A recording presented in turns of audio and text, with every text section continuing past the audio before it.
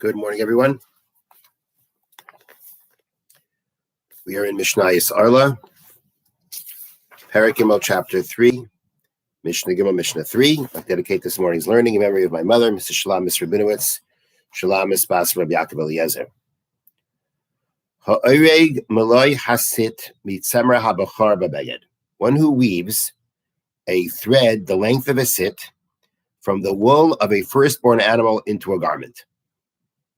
The wool of a firstborn animal is forbidden to have benefit from. Now, the law of a bachar, a firstborn animal, is that once that firstborn animal, meaning it's the firstborn to its mother, once it's born, it's sanctified. It's meant to be brought as a sacrifice. It's given to a Kohen, and the Kohen brings it as a sacrifice, and he eats from it.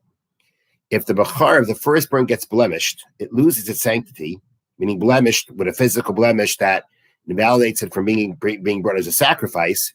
It loses its sanctity in the sense that it is not brought as a sacrifice. It belongs to the Kohen, can eat it just regularly. However, he cannot shear its wool. If the wool has been sheared, rabbinically, one is not permitted to benefit from it. So in this case, that's what happened. You've got this wool from the firstborn animal that you took a thread at the length of a sit. This was a length we had yesterday. This is considered a significant amount, a length of a sit, and this thread from the wool, from the shearings from the wool of the firstborn animal, a sit's length of a thread, the length of a sit was woven into the garment. Yidalek habeged, the beged has to be burned because you cannot benefit from that garment because the thread doesn't become nullified. Now, if we say that the thread does not become nullified, then if you recall in previous Mishnah, we had Reb Meir's opinion that even a thread doesn't become nullified because it's considered davar shebeminyan. It's considered something significant enough that it would be sold by unit, and therefore it is not nullified. And therefore, because it's not nullified, the whole garment is going to be forbidden because when I wear the garment, I'm benefiting from what I'm not supposed to be benefiting from. In this case, it's the thread of the wool from the firstborn animal. If you follow the opinion of the sages that we had previously, if you have enough to nullify it, assuming that if you have enough to nullify it, which I'm assuming is going to be, one second, please.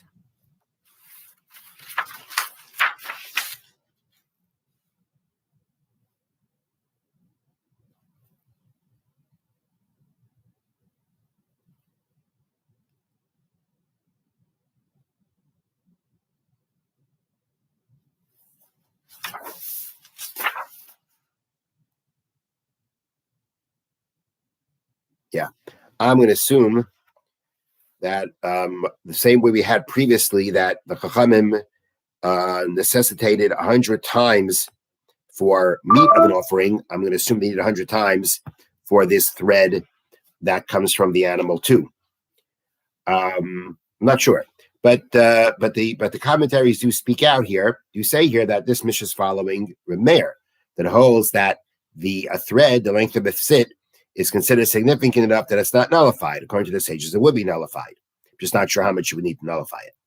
Okay, so that's the first part of the Mishnah.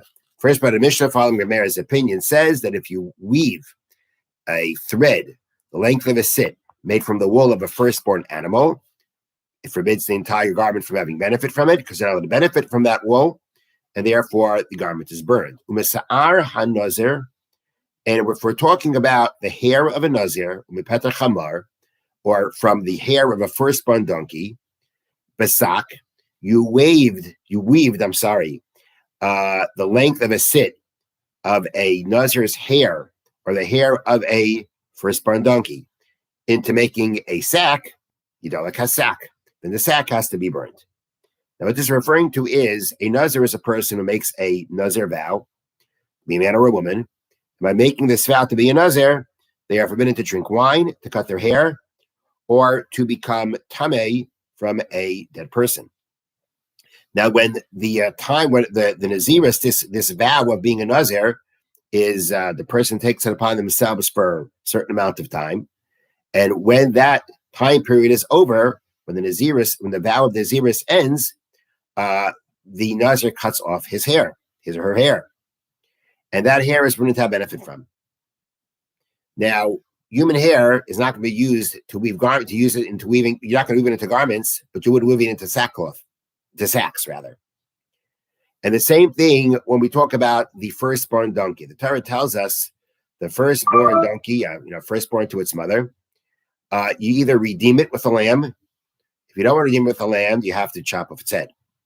And if you do that to the firstborn donkey, then it's permitted to have benefit from. So if you take the hair of the firstborn donkey and you weave it into a sack, again, you're talking about weaving a thread, the length of a sit, that is forbidden to have benefit from, and according to Reb Meir, doesn't become nullified into the sack. The halach is going to be, you don't like a sack. The sack has to be burnt. It's gotten the threads that are forbidden to have benefit from. Those threads don't become nullified, again, following the opinion of Reb Meir, and therefore you can't use it. And if you can't benefit from it, you got to burn it. Over mukdashin. Now, let's say we're talking about a hair or a thread of wool from an animal sanctified to be brought as a sacrifice. Mikach and koshu, they're going to forbid no matter what little amount there is of them in there. Even if this thread would be less than a sit, but it's a thread that comes from an animal that's been sanctified as a carbon, as a sacrifice.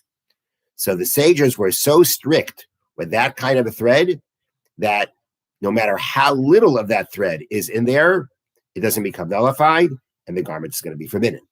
So when it comes to mukdash, animal sanctified, to be a animal designated, right, sanctified to be a sacrifice to be offered on the altar. So then we say the sages were very strict, and they said any amount of that will become nullified, and therefore any amount of that garment you will not be able to benefit from.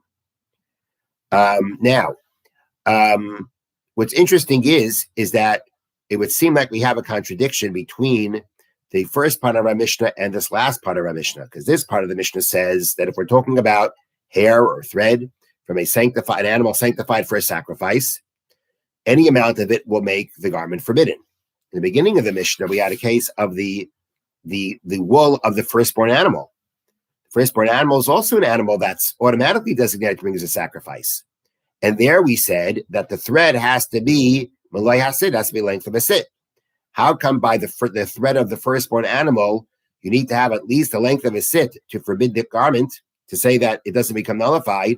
And here at the end of the Mishnah, we say that the thread of an animal sanctified for an offering, no matter how much of it is in there, it's not going to become nullified and forbid the garment. What's the difference? And the commentary of the Bar Chadur explains, because the beginning of our Mishnah is talking about a firstborn that developed a mum, that became blemished. And as we said before, if the firstborn animal becomes blemished, it cannot be brought as a sacrifice anymore, and it loses its sanctity as a sacrifice. Just that its wool is something you're not allowed to benefit from. You're not allowed to benefit from that wool. Okay, but it's not sanctified anymore, and therefore it's going to need at least the length of a sit to be significant enough not to become nullified, and therefore forbid the garment because it's been woven into it.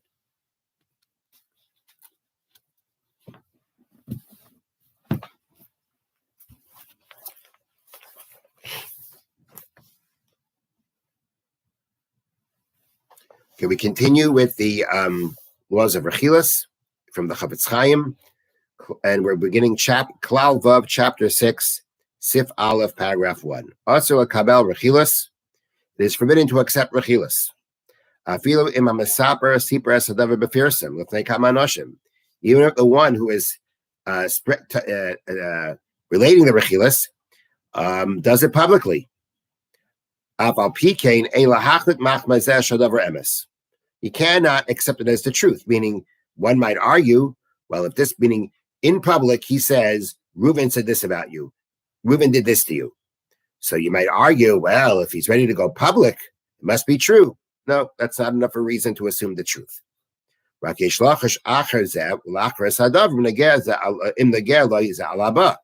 Just that if what he hears him saying could be relevant to protect himself, then he should investigate to see what's going on.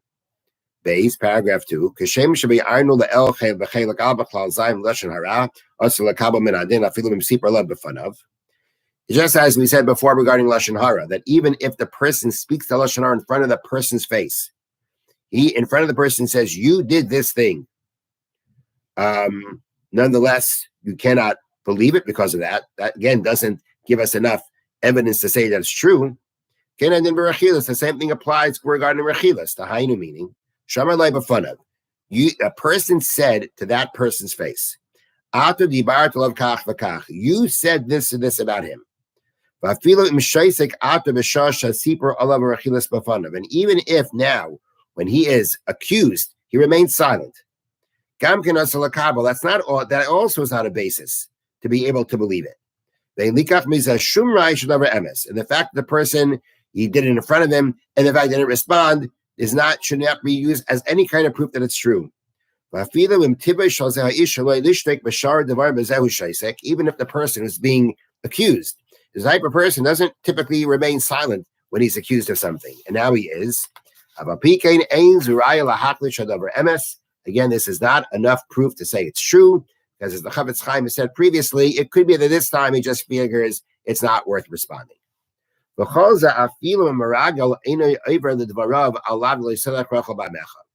this is even going to be true where the person who is now, again, saying, you did this and this to so-and-so, what he's saying, according to his words, he's not speaking Rechilas. Meaning,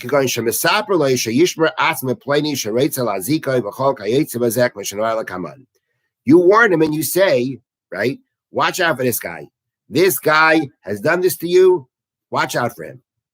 Okay. So based on what he's saying now, whether, so basically he is not, from his point, he's not speaking Rechilas. I'm trying to protect you. Okay. It still does. The point is, it still doesn't help for you to accept it as the truth, as we said before. And he could have done it, and all the other things can be involved also. And then it's public, it's in front of the guy, doesn't make a difference. But again, the point now the Chavetz Chaim is saying that you can't accept the Rechilas that you're hearing, even if based on what the person is saying, he's not transgressing the prohibition of Rechilas. He's trying to protect you. Nonetheless, Rechilas, if it is Rechilas, he's telling you something about someone else in a derogatory way, this person wants to hurt you, you cannot believe it. You can use it to now investigate further to protect yourself, but you can't believe it. And that's even if according to his words, he's not saying anything wrong. But all the more so, if he's just telling you something, he's just telling you Rechilas that has no value, it has no purpose in it.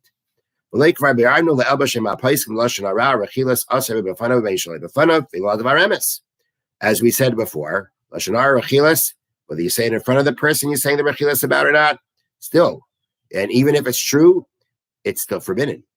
Again, if there's some kind of purpose to it, then maybe it's not forbidden. But if you're telling the truth and it's in front of the person, and you have all these proofs to yourself that all these reasons say it's true, you can't believe it. Even if it's true, like we said, even if something is true, it's still Rechilas or Lashon Hara. So then even if it's absolutely true what he's saying to you, that someone said this, nonetheless, according to his own story, he's established himself as a sinner. At the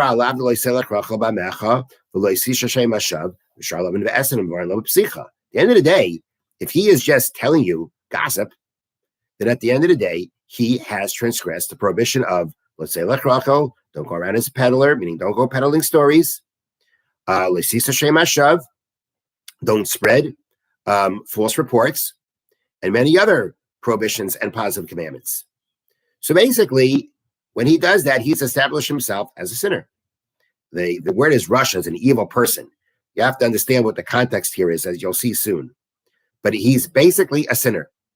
He's doing something wrong. So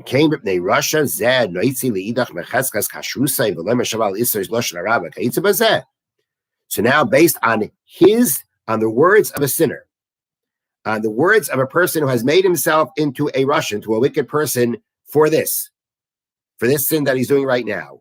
you're going to now take his words and believe it on someone else who has what's called a cheskes kashrus. As far as we know, he hasn't sinned. So he has what's called a chazaka. He has an established status, which we find in many places in halacha, that an established status is, things stay as they are unless, things have changed. So if you don't know this person has spoken Lashon Hara about you or Rechilas, there's no reason to say that he did so. His chazaka, his status of kashrus, of being a person who observes the laws of the Torah, there's no reason to change that. And now you want to change it because someone who has wickedly spoken Lashon Hara, now you want to change that? Says the Chavetz Chaim, at the end of the day, if you are suspect, if we know that you're ready to speak Lashon Hara, then at the end of the day, you're a suspect of lying. If you're a suspect of saying, of speaking in a wrongful way, in a sinful way, then maybe you'll lie too. We have to suspect them of possibly lying, or at least exaggerating, adding things, switching things around. At the end of the day, the point is that a person who speaks Lashon Hara, a person who's ready to speak, to sinfully say something about someone, has basically lost his trustworthiness regarding the truth. Because if he's ready to sin in that way, about saying wrongful things about a person, then maybe he'll lie too. If he'll do that sin, if he'll do that sin, why not do that sin? If he'll do the sin of speaking wrongfully about a person, then why wouldn't he also, then we suspect him of sinning in his speech wrongfully, of lying? So at the end of the day, you have no basis. The Chavetz Chaim's point is that there's no basis to believe. The basic point is that it's prohibited to believe. But at the same time, one has to look at the situation and say, look, if this person is just a gossiper and this person is just a sinner, he's considered wicked regarding this sin, then I have no basis to believe him. It's not right to believe him. It's not right to take someone out of their established status of not sinning because of a person who's ready to sin with his speech about someone else. And therefore, all these are reasons, the Chavetz Chaim says, reasons and more reasons not to believe the rechilas that you hear. Have a wonderful day and a wonderful Shabbos.